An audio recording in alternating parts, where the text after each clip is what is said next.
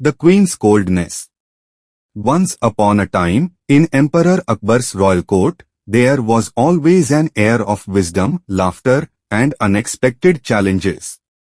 Birbal, the most intelligent minister, was well loved by Akbar. However, not everyone in the palace admired him. Among them was the Queen, Begum Sahiba. She had grown a little cold and distant towards Birbal. No matter how cleverly he answered the emperor's questions or how wisely he solved problems, the Begum would rarely show appreciation. She remained indifferent, almost as if Birbal's presence meant nothing to her. One day, Emperor Akbar noticed this change. He thought, why does the Begum treat Birbal with such coldness?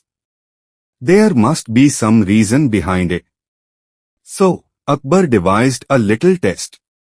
He called Birbal and said, Birbal, today I want to know the value of your presence in this palace. The Begum doesn't seem pleased with you. Let us see how she reacts if you suddenly disappear. Birbal smiled and replied, as you command, Jahapna. But remember, sometimes true value is known only in absence. The very next day, Birbal stopped visiting the palace. He neither came to court nor participated in any discussions. At first, the Begum felt relieved. She thought, finally, the palace is peaceful without his constant wit and cleverness. But soon strange problems began to arise. Servants quarreled over small issues, courtiers gave poor advice, and even Akbar seemed restless without Birbal's sharp words and humor. Whenever a complicated matter came before the emperor, he would sigh and say, if Birbal were here, he would have solved this in a moment. Slowly, the Begum began to realize how important Birbal's presence was, not just for the emperor, but for the harmony of the entire palace. One evening, she saw Akbar sitting silently, lost in thought. Concerned, she asked, Jahapna, why do you look so troubled? Akbar smiled faintly and replied, I miss Birbal. His absence has made me restless. Even the palace feels lifeless without him. The Begum lowered her eyes. She had never seen the emperor so quiet. It was then that she understood, Birbal was not just a witty minister, he was the soul of the court.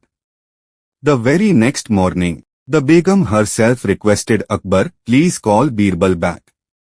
Without him, even my heart feels heavy. When Birbal returned, the queen welcomed him warmly, with genuine respect in her eyes. From that day onwards, her coldness vanished, and she treated him with honor and affection. Moral of the story. Sometimes we fail to recognize the true worth of a person when they are always around us. Their value becomes clear only in their absence. The mark of the elephant's foot. One day in Emperor Akbar's grand court, a group of learned men and courtiers were engaged in a discussion about wisdom and depth of knowledge. Some said the ocean is the greatest, its depth cannot be measured. Others argued, no, the sky is greater, its vastness has no end. As the debate continued, Emperor Akbar turned to Birbal with a mischievous smile and said, Birbal, in your opinion, what is the greatest thing in the world that can encompass everything else? Birbal bowed and replied calmly, Jahapna, the mark of an elephant's foot is the greatest of all.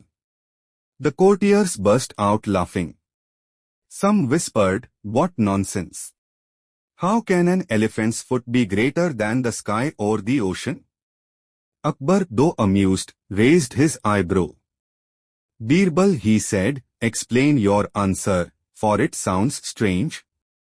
Birbal smiled and said, Your Majesty, the mark of an elephant's foot is so large that it can cover the marks of lions, tigers, horses, and all other animals.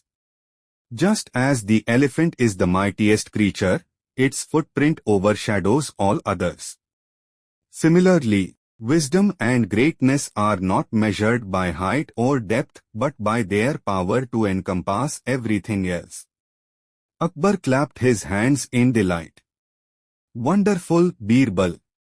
You have once again shown that true greatness lies not in vastness, but in the ability to include and protect all. The courtiers hung their heads in silence, realizing the depth of Birbal's answer. Moral of the story: true greatness is not about being vast like the sky or deep like the ocean. It lies in the ability to encompass, protect, and outshine everything else.